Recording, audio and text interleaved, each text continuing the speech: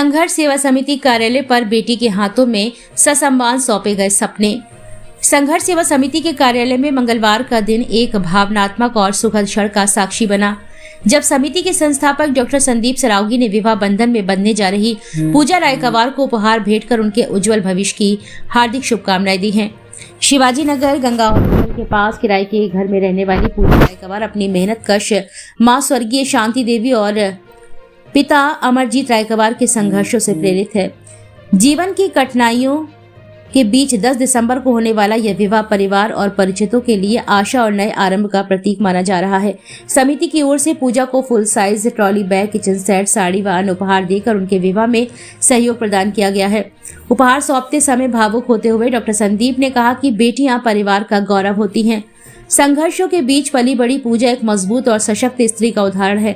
हम उसकी नई जीवन यात्रा को सुख, समृद्धि और सम्मान से भरी होने की कामना करते हैं।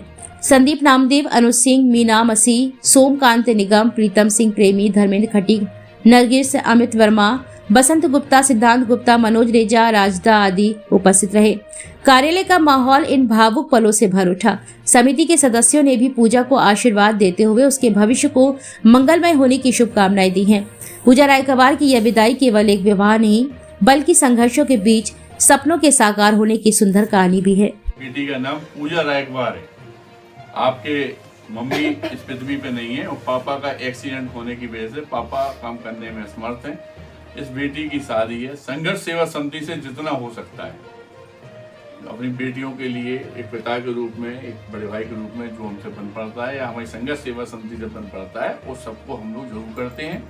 और यह पूरे बुंदेलखंड में सबको मालूम भी है और अवगत भी कराना चाहते हैं कि वास्तव में आपकी निगाह में अगर कोई भी इंसान ऐसा है जिसके पिता नहीं है, माँ नहीं है, परेशान है, पढ़ाई लिखाई नहीं करना चाहता है, तो हम लोगों ने जिंदगी में सिर्फ यही सौगंध खाई है कि जब तक जिंदा है तब तक सेवा भाव करते रहे। इसी सेवा भाव को देखते हुए, करते हुए आज मैं अकेला चला था।